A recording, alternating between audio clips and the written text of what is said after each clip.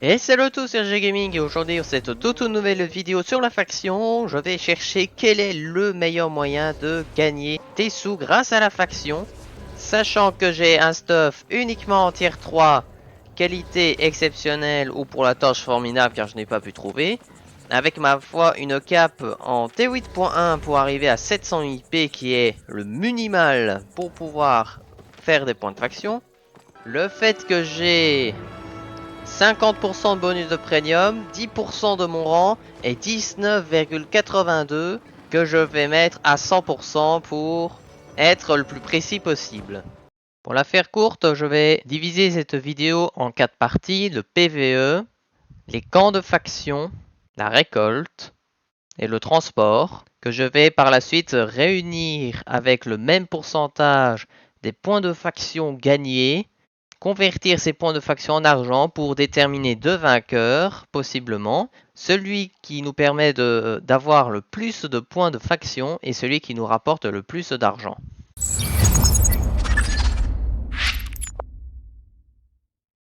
Donc alors je vais commencer par la livraison de faction où je vais prendre un contrat de Carleon, le contrat d'Ombrecoeur.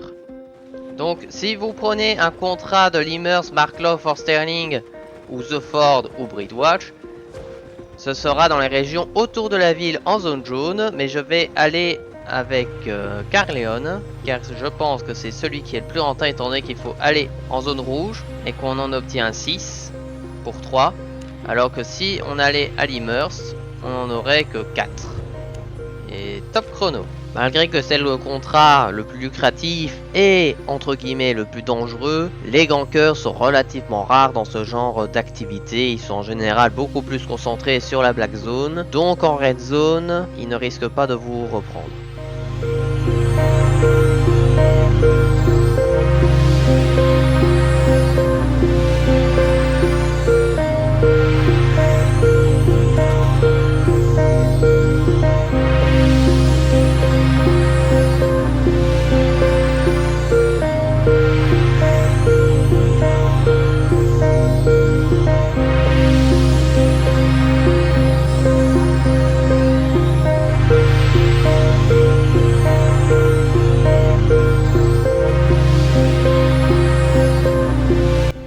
Voici arrivé dans la zone, je dois désormais échanger avec lui pour obtenir l'objet de retour et de faire machine arrière.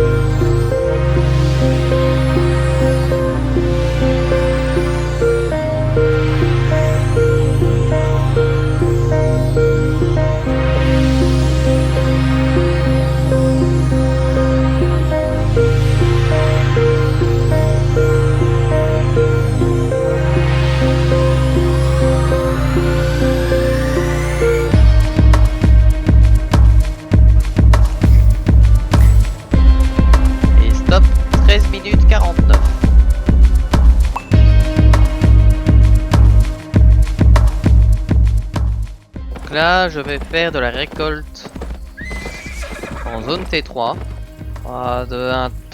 Ici, je ne sais pas pourquoi mon micro a décidé de céder. Dans cet accéléré, on constate juste qu'au fur et à mesure, j'ai remarqué que je n'ai pas pris un sac assez lourd. Parce que vous allez voir que ça va de plus en plus ralentir mon cheval au point qu'à la fin, les 2-3 dernières minutes, je tourne autour du même bloc de pierre tellement mon cheval allait doucement.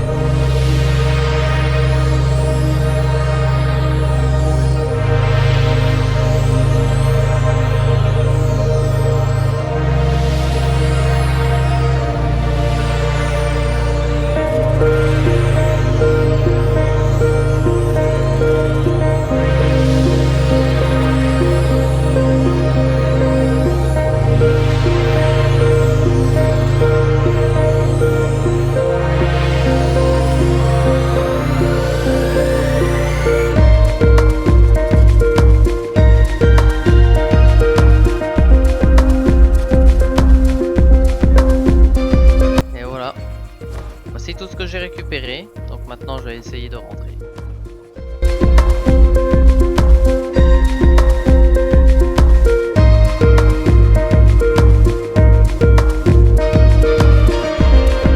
J'ai gagné 75 806.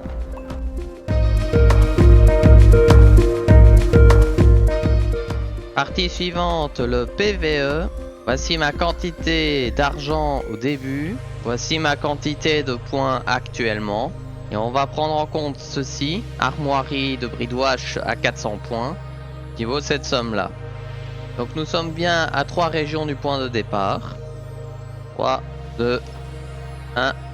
Top. Si vous pensez qu'un stuff T3 est incapable d'abattre des mobs de tier 5, eh ben je peux vous garantir que si. À partir du moment où vous avez le saccageur de l'expert, vous pouvez terrasser à peu près n'importe quel mob, hormis les boss de map ou les boss avec les antennes jaunes dans mon cas. Et éviter de faire un grand groupe de mobs avec 40 HP comme j'ai tenté. D'ailleurs je suis mort à un moment donné.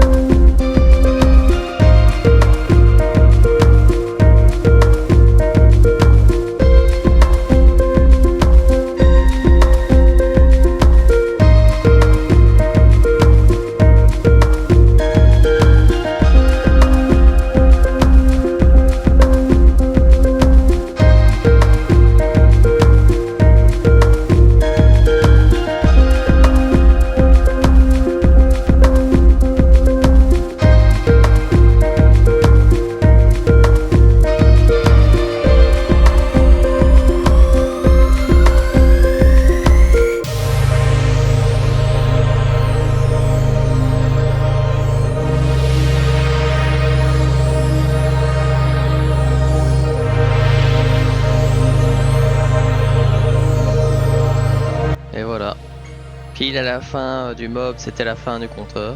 Donc voici ma somme en argent, et voici l'estimation moins celle-là. Et voici mon nombre de points.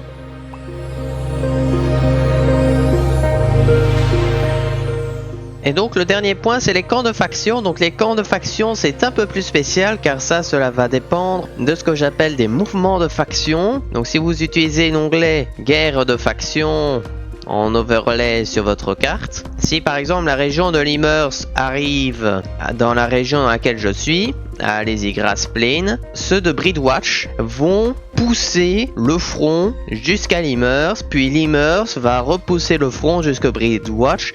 Et c'est perpétuellement comme ça. Les mouvements de faction, on est très nombreux en général, une vingtaine de joueurs au moins. Surtout dans les premières régions, il y en a un peu moins plus on va loin vers l'Immerst. Mais vous gagnez des points quand vous abattez un boss de champion, quand vous abattez un garde.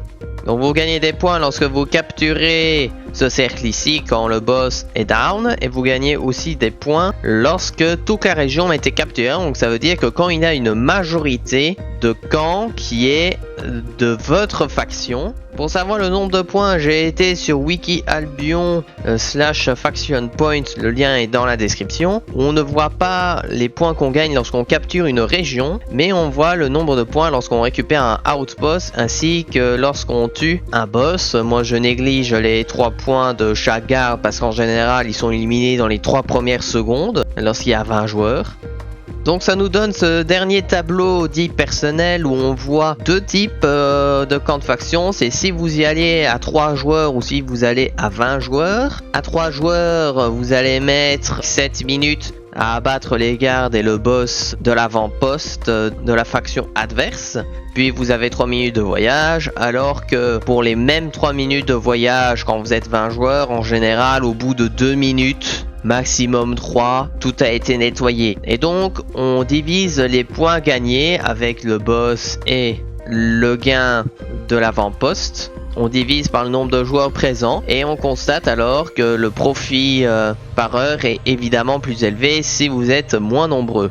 Donc cela nous donne 3 tableaux finalement. Donc l'activité de faction triée par profit par heure, où d'abord nous avons le transport avec le contrat mineur d'Ombrecoeur qui nous rapporte plus de 732 000 silver, suivi de très près par le Geyser T2 T3 avec des outils tier 4 où j'ai gagné plus de 330 000 silver, suivi ensuite du PVE tier 5 avec l'équipement encore tier 5 où j'ai gagné plus de 250 000 silver. Puis nous avons les factions, le camp à 3 joueurs, un peu plus de 65 000, et le camp de faction à 20 joueurs où j'ai gagné un peu moins de 40 000 silver. Puis nous avons en profit par heure des points, donc le transport de faction, on ne gagne aucun point lorsqu'on transporte, donc 0. Puis à la 4ème place nous avons le Geyser T2 T3 avec les outils tier 4 où j'ai gagné à peine 868 points. Puis nous avons les camps de faction à 20 joueurs, un peu moins de 3000 points. Le PVE tier 5 avec toujours l'équipement tier 3, un peu plus de 3000 points. Et plus de 3 fois plus haut, nous avons le camp de faction à 3 joueurs qui est le moyen le plus rentable de se faire des points. Et donc en additionnant les positions, par exemple le transport, il a été premier sur le premier tableau et 5ème sur le dernier. Donc j'ai additionné 1 plus 5, 6. Et ça me donne ce tableau où il y a 2 premiers, 2 deuxièmes et un 3ème avec un petit commentaire sur chaque activité de faction. Le camp de faction à 3 joueurs est le plus rentable, surtout parce qu'il rapporte beaucoup de points. Puis le PVE en tier 5 avec un équipement tier 3 qui a un bon revenu équilibré en termes de silver et de points. Puis le Geyser tier 2, tier 3 avec des outils tier 4 dont les points que vous obtenez c'est de l'argent passif. Le transport de mineurs de contrat il vous rapporte énormément de silver et pas de points. Donc l'inverse du camp de faction à 3 joueurs. Puis enfin le camp de faction à 20 joueurs où il a très peu de points et très peu de silver gagné. En tout cas, merci à tous d'avoir suivi cette vidéo. N'hésitez pas à vous abonner. Objectif les 1000 abonnés. N'hésitez pas à liker cette vidéo si elle vous a plu. Si vous voulez d'autres vidéos comme ça, n'hésitez pas à mettre en commentaire. On se dit à la prochaine. Au revoir.